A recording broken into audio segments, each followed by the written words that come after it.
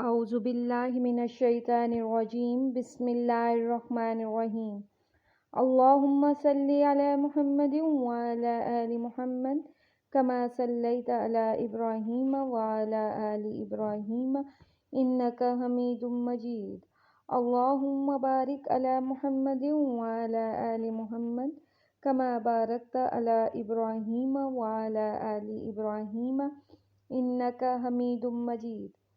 السلام علیکم خواتین و حضرات، امید کرتی ہوں کہ آپ سب خیریت سے ہوں گے اور جہاں بھی ہوں گے اللہ کی پناہ میں ہوں گے۔ ہر روز کی طرح آج بھی ایک نہایت خوبصورت سبق لے کر آئی ہوں، امید ہے کہ آپ کو پسند آئے گا۔ یہ دراصل میں قصہ حضرت آدم علیہ السلام کا لے کر آئی ہوں کہ جب اللہ تعالیٰ نے حضرت آدم علیہ السلام کی تخلیق کی تو اس سے پہلے فرشتوں سے فرمایا کہ میں زمین پر نائب بنانے والا ہوں۔ فرشتے اس فیصلے پر حیران تھے اور انہوں نے اس فیصلے کی حکمت معلوم کرنے کی غرض سے ڈرتے ڈرتے عرض کیا، اے ہمارے رب، ایسے شخص کو کیوں پیدا کرتا ہے جو زمین میں فساد کرے اور خون بہائے؟ اور ہم تیری تسبیح، حمد اور پاکیزگی بیان کرنے والے ہیں۔ اللہ تعالیٰ نے فرمایا، جو میں جانتا ہوں تم نہیں جانتے۔ مٹی لے کر اللہ تعالیٰ نے حضرت جبرائیل علیہ السلام جبریل کو نے حکم ایسا ہی دیا کیا۔ کہ اللہ تعالیٰ نے اپنے ہاتھ سے آدم علیہ السلام کا جسم بنایا اور پھر اس میں روح ڈال دی۔ اللہ تعالیٰ نے چند چیزوں کو فرشتوں کے سامنے پیش کیا اور فرمایا، ان کے نام بتاؤ۔ انہوں نے کہا، اے اللہ، ہمیں نہیں معلوم سوائے اس کے جو تو نے ہمیں سکھایا۔ پھر اللہ تعالیٰ نے حضرت آدم علیہ السلام کو حکم دیا کہ ان چیزوں کے نام بتائیں۔ انہوں نے ان سب چیزوں کے نام بتائے جو اللہ تعالیٰ نے حضرت آدم علیہ السلام کو سکھائے تھے۔ اللہ تعالیٰ نے فرشتوں کو مخاطب کیا اور کہا، میں زمین و آسمان کی تمام پوشیدہ چیزوں سے واقف ہوں۔ اللہ تعالیٰ نے تمام فرشتوں کو حکم دیا کہ آدم علیہ السلام کو سجدہ کریں، تو ابلیس کے سوا سب نے سجدہ کیا۔ ابلیس نے سجدہ نہ کیا۔ اللہ تعالیٰ نے ابلیس سے پوچھا کہ کس چیز نے تجھے سجدے سے باز رکھا؟ اس نے کہا، میں اس سے افضل ہوں، تو نے مجھے آگ سے پیدا کیا اور اسے مٹی سے۔ اللہ تعالیٰ نے فرمایا، تو جنت سے نکل جا، جا، تجھے حق نہیں کہ تو یہاں رہ کر غرور کرے۔ اللہ تعالیٰ نے فرمایا، پھر تو یہاں سے اتر جا، کیونکہ تجھے یہ حق نہیں کہ تو یہاں رہ کر تکبر کرے، لہٰذا تو نکل جا، بے شک تو ذلیلوں میں سے ہے۔ اس نے کہا، مجھے قیامت تک مہلت عطا فرمائیے کہ میں آدم علیہ السلام اور اس کی اولاد کو بہکاتا رہوں گا۔ اللہ تعالیٰ نے شیطان کو مہلت عطا فرما دی تو اس نے کہا، اب میں تیرے بندوں کو قیامت تک آگے سے، پیچھے سے، دائیں سے اور بائیں سے بہکاؤں گا۔ اللہ تعالیٰ نے فرمایا، جو تیری پیروی کریں گے میں تجھ سمیت ان سب کو جہنم میں ڈال دوں گا۔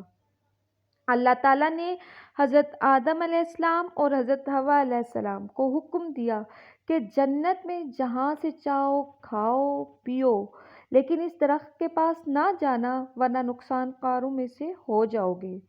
قرآن مجید میں ارشاد ہوا، اور اے آدم علیہ السلام، تم اور تمہاری بیوی جنت میں رہو، پھر تم دونوں کھاؤ جہاں سے تم دونوں چاہو، اور تم دونوں اس درخت کے قریب نہ جانا ورنہ تم دونوں نقصان کاروں میں سے ہو جاؤ گے۔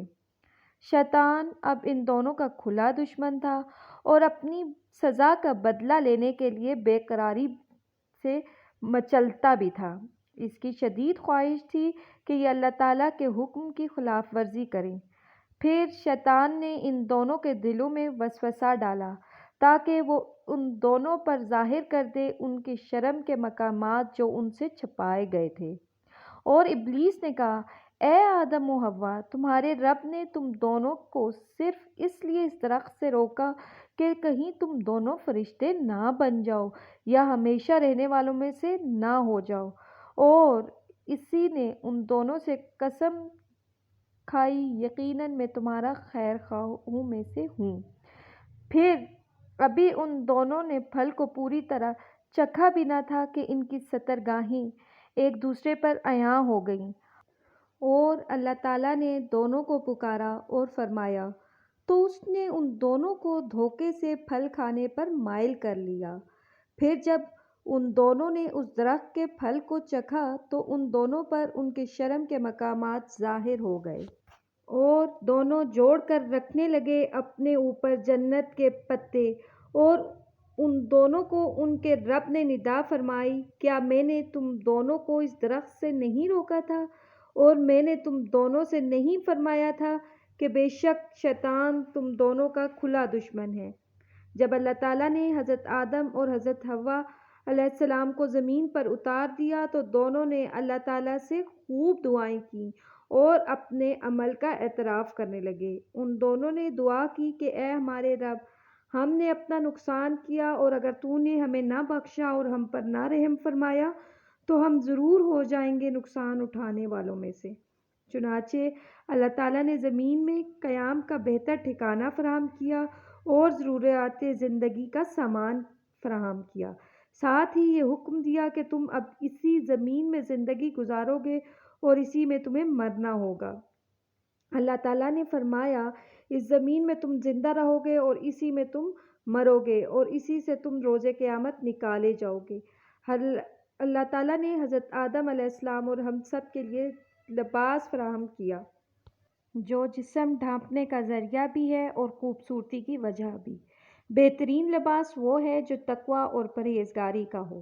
اللہ تعالیٰ آدم علیہ السلام کا قصہ بتا کر ہمیں سکھانا چاہتے ہیں کہ ہم دشمن کی چال کو سمجھیں اور اس سے بچنے کی کوشش کرتے رہیں۔